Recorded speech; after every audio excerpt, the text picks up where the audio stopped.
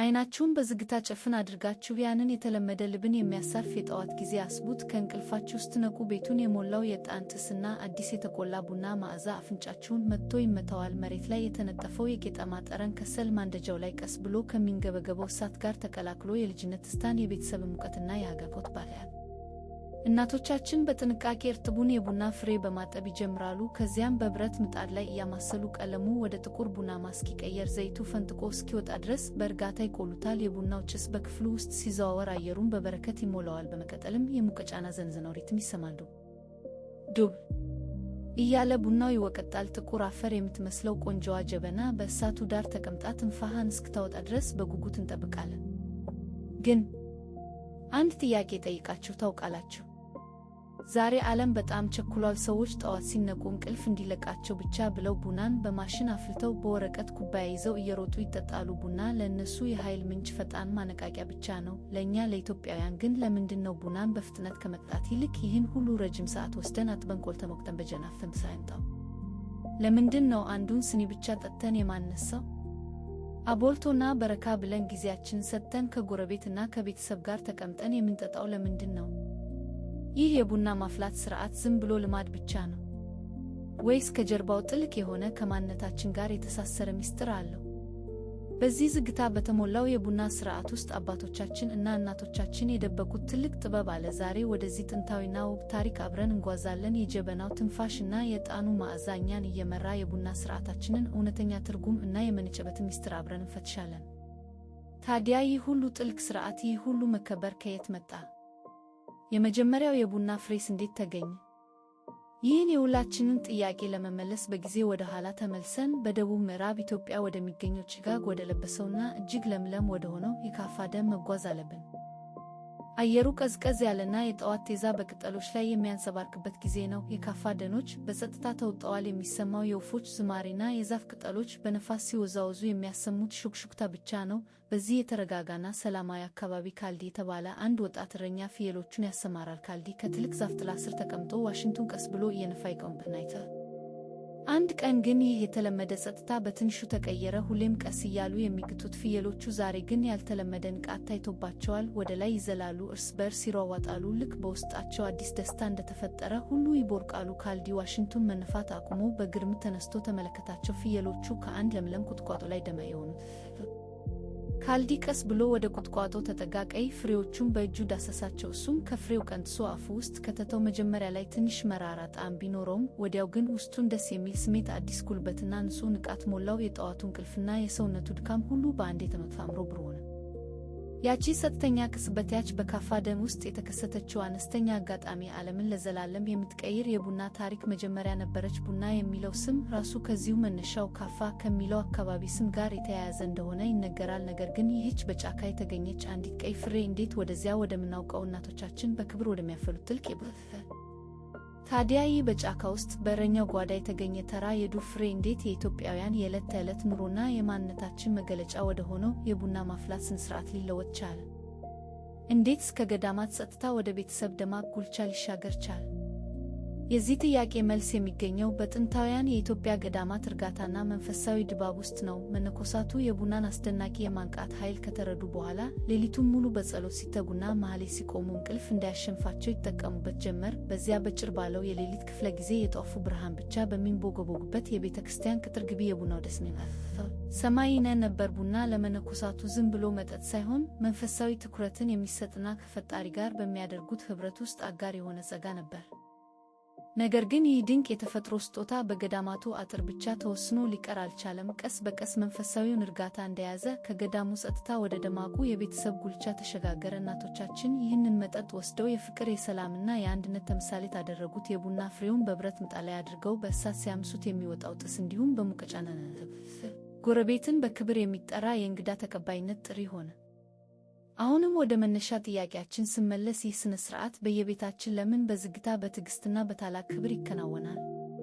ምክንያቱም ከገዳም የወጣው ይኸው መንፈሳዊ ልምድ በየቤታችን ውስጥ የራሱን የተቀደሰ ስፍራ ስላገኘ ነው። ጀበናው በእሳት ላይ ተቀምጦ ሲንተከተክ ቤተሰብ በዙሪያው ይሰበሰባል። ቡና ማፍላት ዝም ብሎ የውሃና የዱቄት ውህድ ማዘጋጀት ሳይሆን ጊዜን አቁሞ ከወዳጅ ዘመድ ጋር ልብ ለልብ መገናኘት፣ መመካከርና መተሳሰብ ነው። በእሳት ዳር ተቀምጦ የቡናው መዓዛ የማጉየል ከጥንቱ የገዳም ልምድ በመነሳት ነው። ታዲያ ለምንድነው ቡና ስንጠጣ ሁልጊዜ 3 ስኒ የምንጠጣው? አቦል፣ ቶና፣ በረካ ብለን ለምን በ3 እርከን ከፈል ነው? አንድ ስኒ ብቻ ጠጥቶ መነሳት እየተቻለ ጊዜ ወስደን ይህን ረጅም ሂደት የምናልፈው ለምንድነው?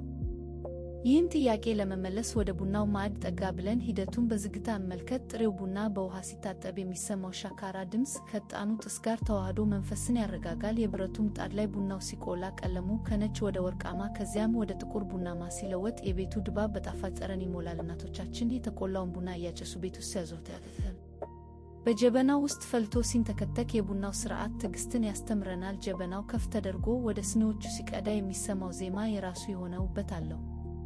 የመጀመሪያው ስኒ አቦል ይባላል። አቦል የቡናው ልብና ኃይል ነው። ጠንከር ያለ ስሜትን የሚቀሰቅስ የዕለቱን ውይይትና የልብ መክፈቻ ነው። ሁለተኛው ስኒ ቶና ይባላል። ቶና ትንሽ ረገብ ያለ ሰዎችን ይበልጥ የሚያቀራርብ የጀመርነውን የፍቅር ጨዋታ ወደ ጥልቅ ሐሳብ የሚወስድ የመደማት ጊዜ ነው።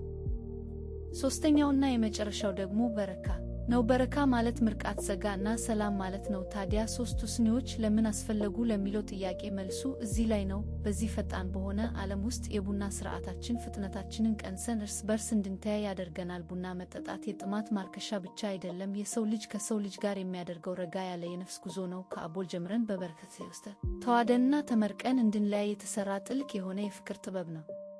የአቦል፣ ቶና እና በረካን ምስጢር እያጣጣምን ወደ ቀጣዩ የታሪካችን ክፍል ከማለፋችን በፊት ይህን የመሰለ የኢትዮጵያን ባህልና ታሪክ በለስላሳ ትረካ ዘወትር እንዲደርሶ ቻናላችንን ሰብስክራይብ ማድረግዎን አይዘንጉ። በመግቢያችን ላይ ያነሳነውን ያንን አንኳር ጥያቄ አሁን መለስ ብለን እንየው። የኢትዮጵያ የቡና ሥነ ሥርዓት ለምን ይህን ያህል ሰዓት ይወስዳል? ለምን ፈጥነን አፍልተን ጠጥተን ወደ ሥራችን አንመለስም? የሚለውን ጥያቄ ከአቦል እስከ በረካ ባለው ረጋ ያለ ጉዞ ውስጥ መልሱን አግኝተነዋል። የቡና ሥነ ሥርዓት ጊዜ የሚወስደው ሆን ተብሎ ነው። ምክንያቱም ዋናው ግብ ቡና የተባለውን ጥቁር ፈሳሽ ጠጥቶ ማለቅ አይደለም። ዋናው ምስጢር በዚያ ረጅም ጊዜ ውስጥ የሚፈጠረው ጥልቅ የነፍስ ስር ነው።